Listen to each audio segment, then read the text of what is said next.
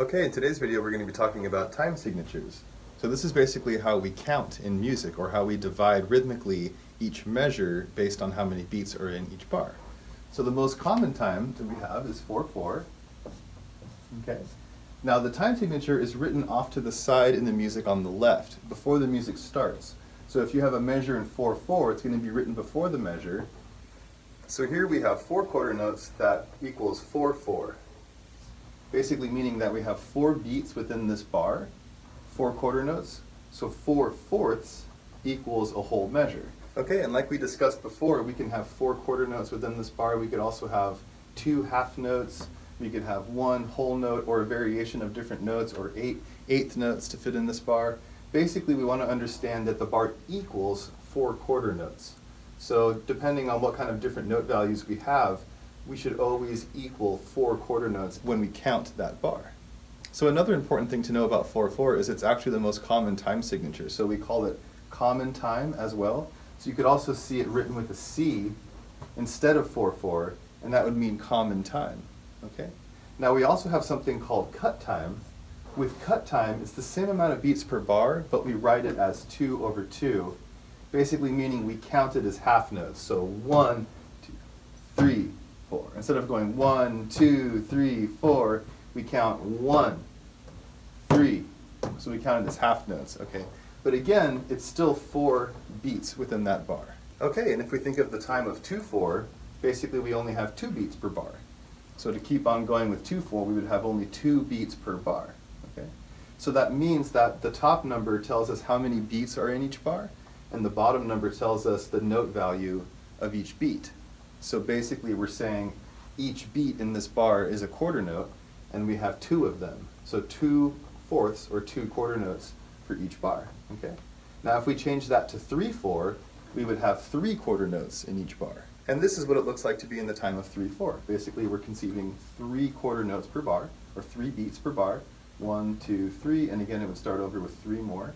Now again, we could fill this in with different note values. We could have 6 eighth notes, or we could have a dotted half note, but just to make it real simple, 3/4, in your mind, think of 3 quarter notes per bar.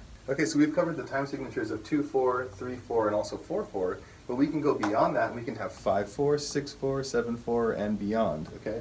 So for example, 5/4 would have simply 5 quarter notes per bar, so we would count that as 1, 2, 3, 4, 5, 1, 2, 3, 4, 5, 1, 2, 3, and so on. So you will see songs written in this time signature, or also 6/4 or 7/4 and beyond. But basically, once the top number starts getting too high, we start to divide the measures up into different rhythms. For example, instead of counting to 15, we might have 1 bar in 8 and 1 bar in 7. So going back to our original time signature 4/4, if we decide to change the bottom number to a different note value, say we change that to 8, then this would represent 4 eighth notes within that bar. So we would connect these like this, and we would have 4 eighth notes, because the bottom note is now an eighth note. Or if you saw a song written in 2/8, you would have 2 eighth notes, okay? But a real common time signature with 2/8, you could do 3/8, but the most common that you're going to see is 6/8. Now with 6/8, we're going to have 6 eighth notes in that bar, but we're going to want to connect them in groups of 3. So with 6/8, we're going to think of 1, 2, 3, 4, 5, 6. So we are subdividing the bar, which is really important. So no matter what time you're in, you want to show where the middle point is within that bar. So if we connect notes before or after that middle point, we want to connect them in a way that we can clearly see where the center of that bar is, okay? So sometimes we'll actually need to tie notes to get to that next note to show where the middle point in the bar is. So 6/8 is a very popular time signature that we use to count triplets a lot. So if we want to count in 3s, we have groups of 3 with the 8th note. So 1 and 2 and, or 1, 2, 3, 4, 5, 6, okay? So in 12/8, we would have 4 groups of these 3 eighth notes. So that would be 1 and 2 and 3 and 4 and, so we're actually kind of counting to 4 again, so that equals 12/8. Now we could also conceive of going to faster notes, changing the 8th note to a 16th note. So if I took that and made this a 16th note, we could conceive of 6 16th notes, okay? But it's much less common to see time signatures with 16th notes as the note that you're counting. Usually the 8th note is the highest note you're going to see on the bottom, okay? So most time signatures are either going to have a 2 on the bottom, a 4 on the bottom, or an 8 on the bottom. The top number can be anything. But the bottom note is usually going to be a quarter note or an eighth note, sometimes a half note, but very rarely a 16th note, and almost never seen as a 32nd note or 64th note, even though it would be possible. Okay. So going back to our cut time signature of 2-2, if we took all four of these quarter notes and turned them into half notes, we would have 4-2. So if you had a time signature of 4-2, you could consider it being 4 half notes, or also think of it as 2 whole notes. Okay. So this is a pretty long bar. So more commonly, you're going to see time signatures like 2-2, but you could conceive of having a 4-2 measure as well.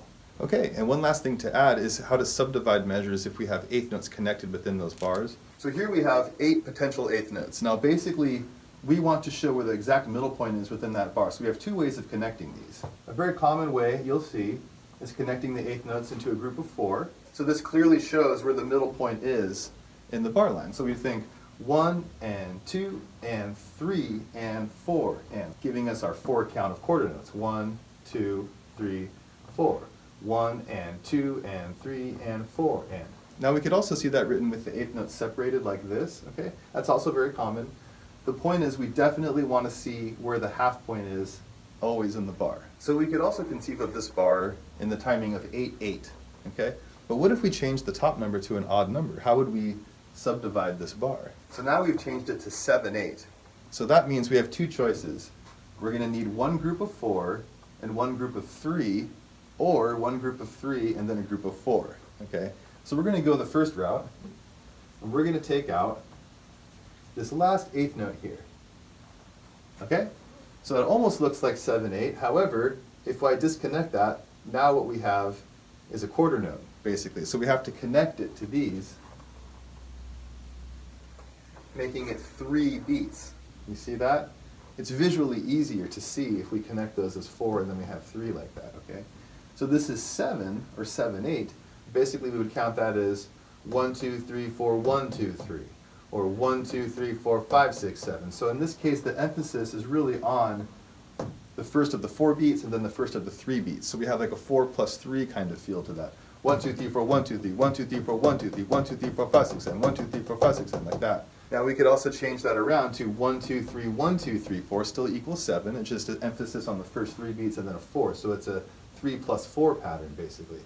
1, 2, 3, 1, 2, 3, 4, 1, 2, 3, 1, 2, 3, 4, 1, 2, 3, 1, 2, 3, 4. So basically we could think of 7-8 either way, it just depends on what the music calls for. But basically the center point is going to be where we choose it to be, either after the first 3 or after the first 4. So it kind of moves based on how we emphasize the beat. And the same concept would apply if we were to do 5-8. We would simply have 2 plus 3 or 3 plus 2. And we would connect those notes, so we'd have 2 eighth notes connected and then 3 eighth notes connected, or vice versa. Now when we think of 9-8, we want to think of 3 times 3, basically 3 eighth notes times 3. So when you're counting 9-8, you just want to be able to keep track of the groups of 3. So usually you're going to think 1 and a, 2 and a, 3 and a, but you could count to 9 too. 1, 2, 3, 4, 5, 6, 7, 8, 9. 1, 2, 3, 4, 5, 6, 7, 8, 9. Either way is fine. So in our time signatures, if the top number is a 3, 6, 9, or 12, we're basically going to divide the notes into groups of 3s. So that pretty much sums up the basics of how time signatures are usually set if the notes are just fitting in naturally with that time signature. However, we can also alter these notes to make triplets fit into 4-4 and things like that as well. So in the timing of 4-4, we're usually going to have 8 eighth notes going across, okay? But if we add tripleted eighth notes, that means that for every 2 eighth notes, we're going to play 3 eighth notes as a triplet.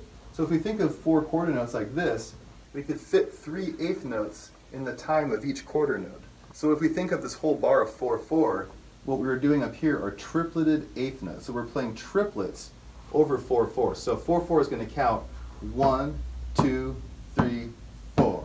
1, 2, 3, 4. So tripleted eighth notes are going to be 3 beats for each quarter note. So 1 and a, 2 and a, 3 and a, 4 and a, 1, 2, 3, 1, 2, 3, 1, 2, 3, 1, 2, 3, 1, 2, 3, 4. And so basically we've squeezed triplets into the time of 4-4.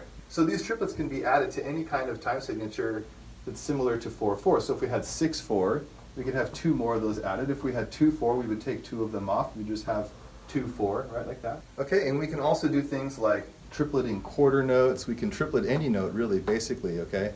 So really what it does is it takes it from a feel of a time that counts to 3 and puts it into a bar that counts to 4 or counts to 2. Okay, so this pretty much sums up the basics of time signatures. There are still a few things to understand in terms of swing feel and how we play certain rhythms, how certain rhythms fit within the different time signatures, and we'll be covering that as we go on, but this is the kind of basics of understanding the math between each bar and really understanding that the top number is our count of how many beats per measure, and the bottom number tells us the note value that we're counting in each bar.